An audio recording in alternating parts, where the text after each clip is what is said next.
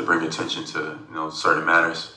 And I always stand for that. Being an athlete, we're just not up here to just entertain you guys. We also have a voice, and I always appreciate and applaud athletes, entertainers, my teammates who plan to do something with that. So I'm not sure if we'll wear it for the rest of the time, but today was a good day to bring attention to a topic that was necessary. Tomorrow might be something else. I wanted to ask you also, kind of in your role as a union officer, you guys, the Celtics needed, I think, 29 players to get through this season because it was so bad in December and January with COVID. I think there were like 620 guys who got into the league this year, which is obviously way more than normal. I guess as a player and as a union official, just how appreciative are you for what those guys were able to do and keep the season going and keep the season on schedule? I guess very. I mean, obviously to play basketball during, unprecedented times, in the last 2 years has been tough on individuals, families, etc. But I think that the NBA and the Players Association has done as good a job as possible to keep things going and to accommodate, everything as best they possibly can. There's been ups and downs. It's been, questions, things that haven't made sense. But I still give credit where credit is due. I know that there's a bunch of people behind the scenes that are trying to make everybody's job easier. So, we can play basketball and, people can enjoy watching us play safely in an environment. So I tip my cap to both the NBA PA and the NBA, for continuing the season, etc. So that's it. Brian on the left. Jaylen, how aware are you guys of how good Golden State has been in third quarters and how that's been a challenge for you guys going forward now? It's one thing watching it on film and then going against it live and in person. Golden State is, a generational team, especially their core group, and they can score points in bunches and have a lot of offensive firepower. And our job is to try to slow it down and negate it. Every possession matters.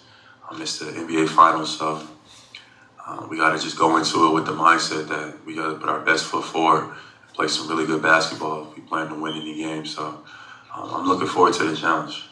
I know our group is looking forward to the challenge as well. We haven't been consistently as great in the third quarter, but, all the other quarters matter too. So we just got to come out and play basketball and try to take away what they do best, which would be, we got our work cut out, but I believe in us. A couple more questions. Next one on the left. Jaylen, two of Al Horford's best playoff scoring games have come in this postseason in year 15. What do you think about when you hear that, and what does that say about his longevity in the league? It says everything. Al has been waiting for this moment. He deserves this moment. He's earned this moment. He's been, he's paid his dues. He's worked. He's been on winning organizations, winning teams. He adds to winning every time he steps out on the floor. Plays both sides of the ball. He's a team guy. Can't give enough praise for a guy like Al Horford. So we're going to lean on him to have some more big performances in the next coming games. But if you're asking me, am I proud of what I've seen throughout the journey that I've been with Al Horford, I am.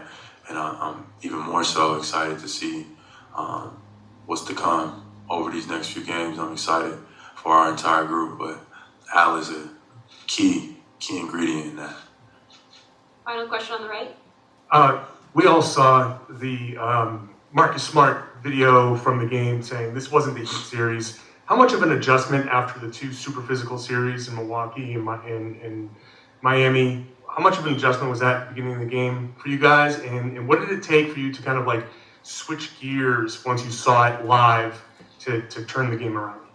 It's a big adjustment. Like you said, going from one series to the next, that game one is important. And so being able to transition in the first quarter, it showed. We gave up a lot of open looks, had a lot of defensive breakdowns. So we definitely got to be better in that area, in that regard, and we're looking forward to doing that. But especially like the travel, all of that stuff is included as well. So as the series goes on, you know, we get more comfortable, but also we got to understand they're going to get more comfortable as well. So we just got to be ready to play, you know, our best basketball and get ready for the challenge. Thanks, Jaylen. Thank you. Bombo Elmar, dyan po, Recording stopped. dyan po nagtatapos ang press ko ng Celtics. Na-late po tayo konti, pero meron pa pong susunod na interview. Mula sa San Francisco, California, ito po si Ponceano John Melo nagulat. Basta, Radyo, Bombo!